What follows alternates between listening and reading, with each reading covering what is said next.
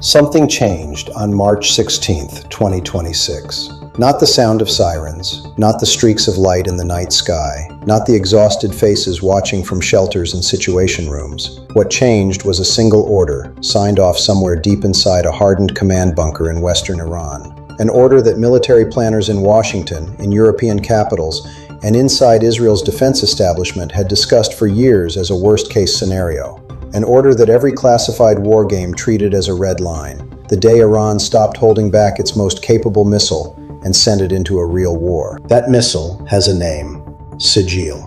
It is the weapon that, on paper, could hit almost any target in Israel, from deep inside Iran, in a matter of minutes. It is the missile designed not just to reach the battlefield, but to outsmart the systems meant to stop it. And when that launch order was finally executed, when the first Sejil rose off a mobile launcher and arced west toward one of the most heavily defended airspaces on Earth, the character of this conflict changed. Not because of a single explosion, but because of what this missile represents in the larger strategic game. Welcome to Geo Vanguard. I'm Michael Andrews.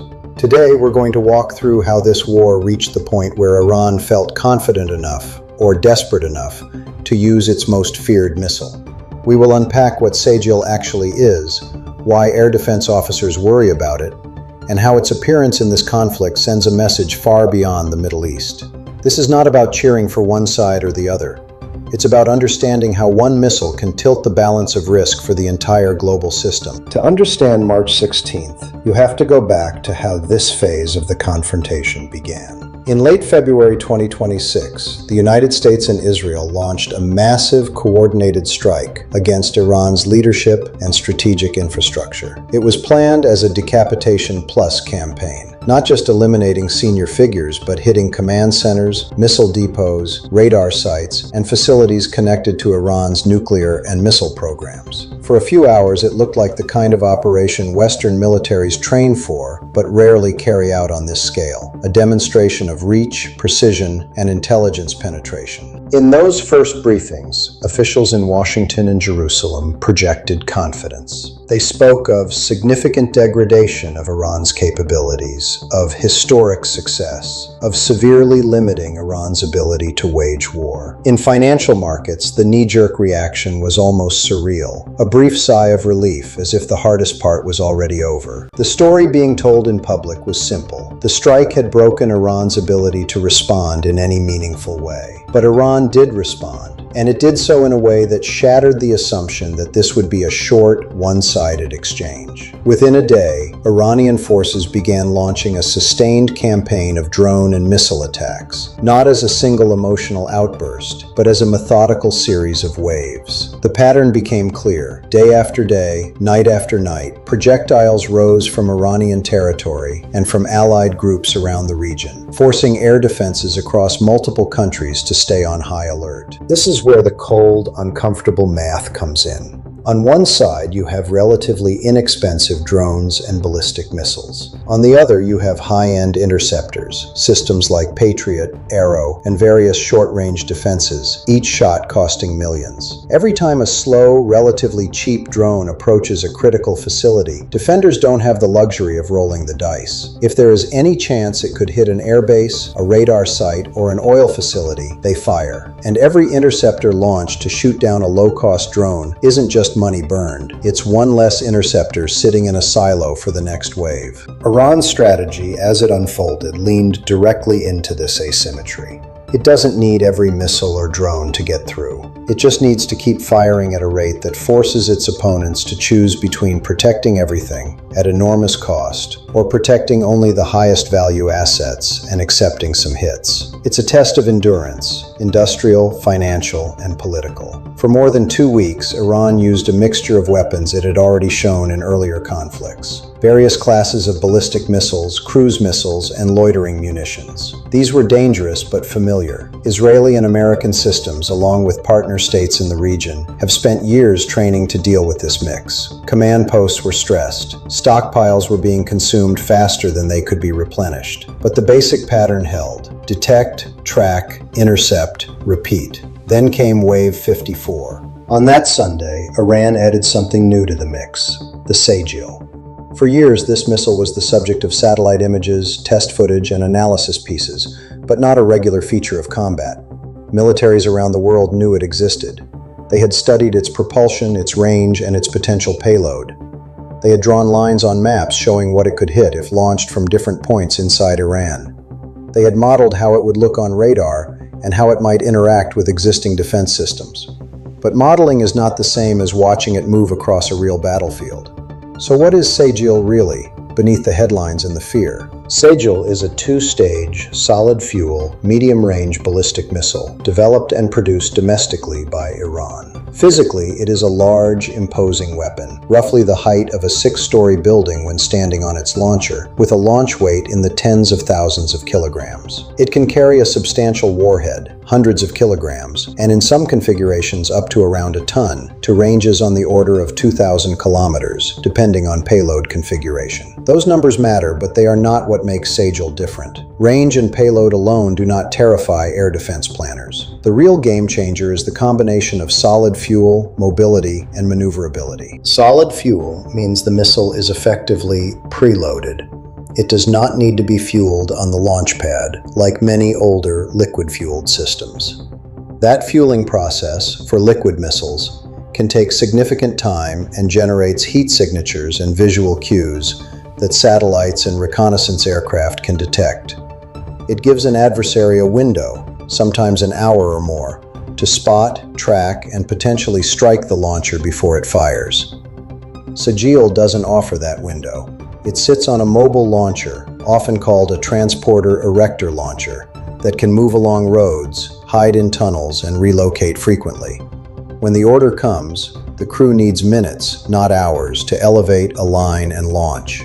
By the time early warning systems see the plume, the missile is already on its way. Then there is what happens in flight. Classic ballistic missiles follow a relatively predictable arc, up through the atmosphere, along a trajectory, and then down. Modern air defenses are designed to exploit that predictability. But Sejil, according to available information and test footage, is not a purely dumb ballistic missile. It has guidance systems, combining inertial navigation with satellite updates, and a design that allows for maneuvering during key phases of flight, especially on the way down. Iranian officials have sometimes referred to this class of missile as having a kind of dancing behavior in its terminal phase. The term sounds dramatic, but it points to a real technical challenge. If a warhead can adjust its path as it falls, changing its angle, jinking laterally, slightly shifting its timing, it becomes much harder for an interceptor to predict exactly where to meet it. Air defense systems don't just aim at where a missile is, they aim at where it will be. When that will-be point keeps changing at high speeds, even advanced systems can struggle. Add to that a reduced radar signature, achieved through shaping and coatings, and you have a missile designed from the ground up to stress interceptors at their most critical moment, the last few seconds before impact, when decisions must be made quickly and there is no room for error. Now layer Sejil into an already complex attack profile. On March 16th, Iran did not fire Sejil in isolation as a single theatrical shot. It came as part of a broader wave that also included other ballistic missiles and drones. Different types, traveling at different speeds and altitudes, arrived on roughly similar timelines. From the perspective of an air defense command center, the radar screens likely showed dozens of incoming objects, all demanding attention, all needing to be classified and prioritized. In that environment, Sejil serves two roles. First, as a high-value strike weapon against hardened infrastructure, air bases, command centers, and critical nodes in the region's defense and energy networks.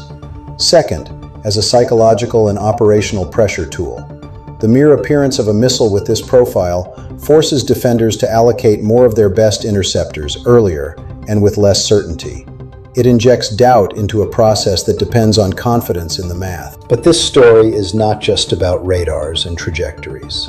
It is about a region where every missile launch ripples through global markets within minutes. At the same time that Sejil entered the war, the fighting had already transformed a stretch of water into the most dangerous shipping lane on the planet, the Strait of Hormuz. This narrow choke point at the entrance to the Persian Gulf is the artery through which a huge share of the world's oil and liquefied natural gas normally flows.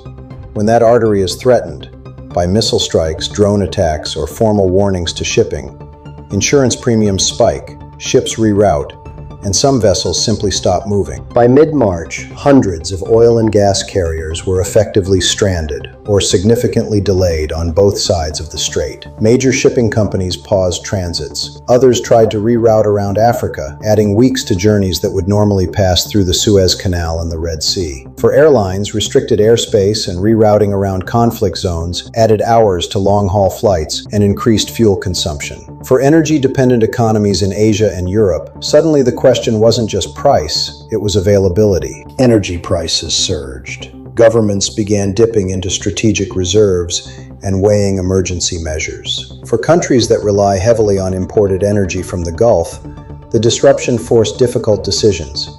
Who gets priority supplies? Which industries can withstand temporary cuts? And how to shield households from the immediate impact. The effect doesn't stop at the pump. It moves into electricity costs, manufacturing, shipping, and food production. This is where the second-order consequences become especially dangerous. Natural gas from the region is not only used for power and heating, it is also a key input in fertilizer production. Remove or sharply reduce that supply, and you change the cost structure of global agriculture. Farmers facing higher fertilizer prices adjust their planting decisions. Food prices respond with a lag, but when they do, they hit consumers everywhere, from supermarkets in wealthy cities to markets in countries that already spend a high share of income on basic staples. Meanwhile, central banks and finance ministries are watching the same indicators: energy prices, shipping disruptions, risk premiums on debt, and signals from industries critical to growth.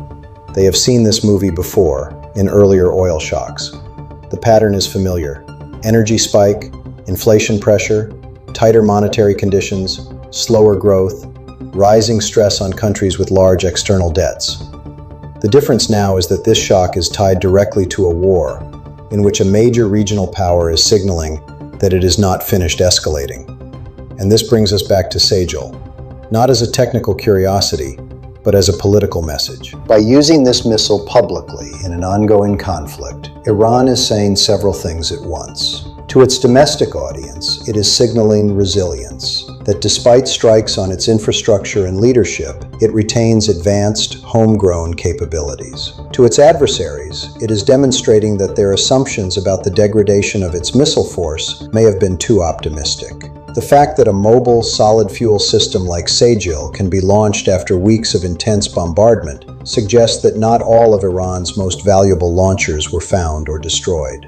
To the wider world, the message is more subtle but no less important. Iran is willing to accept the economic pain of this confrontation for longer than many expected, and it believes that the cumulative cost on others, through energy markets, trade disruptions, and political pressure, will, over time, shift the calculations in foreign capitals. This is a form of coercion that doesn't rely on occupying territory or winning conventional battles. Instead, it relies on making the war so expensive, financially and politically, for those supporting the other side that calls for de-escalation begin to grow louder. Every stranded tanker, every headline about rising energy prices, every parliamentary debate about cost of living increases becomes part of that pressure campaign. At the same time, the use of Sejil highlights a broader shift in military technology in the region. The move toward domestically designed, increasingly sophisticated missiles that do not simply copy older foreign systems. Analysts have long noted that Sejil does not closely resemble any single foreign design. That matters because it reduces the ability of outside intelligence agencies to rely on existing blueprints and known performance profiles.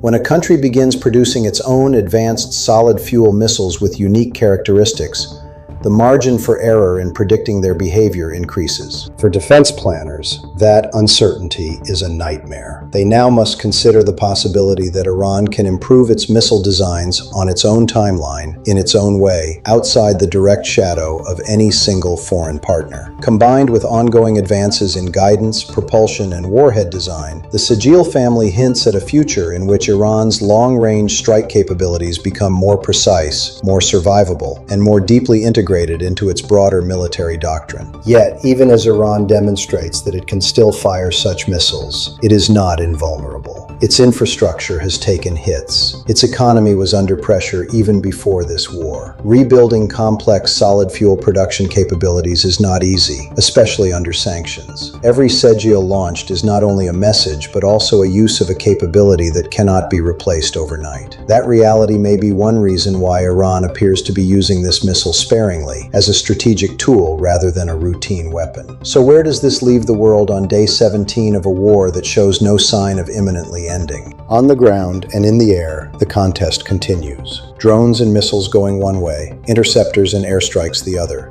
At sea, the choke points that keep global trade flowing are under unprecedented strain. In the energy markets, prices reflect not just current supply disruptions, but fear of what happens if the conflict deepens further or spreads. In capitals around the world, leaders are calculating how long their economies and their voters can absorb higher costs linked to a war thousands of kilometers away. And above all of this, somewhere on a road or in a tunnel in western Iran, sit more mobile launchers.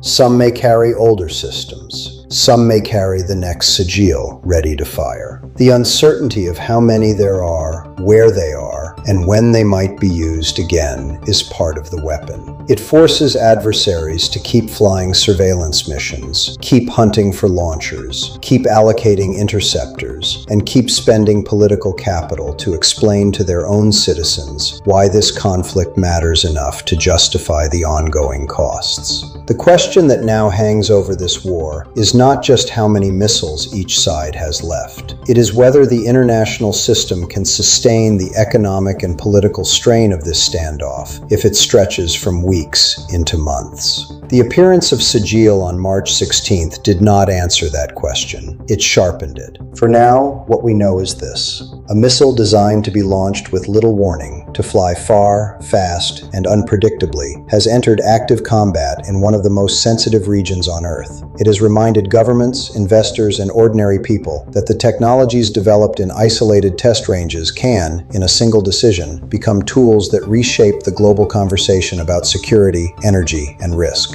My name is Michael Andrews, and this is Geo Vanguard. We will keep following this story, tracking not only the weapons used on the battlefield, but the cascades they trigger across markets, politics, and everyday life. Because in a world as interconnected as ours, a launch order in a bunker in western Iran is never just a regional event. It is a signal, and its echoes are still moving outward.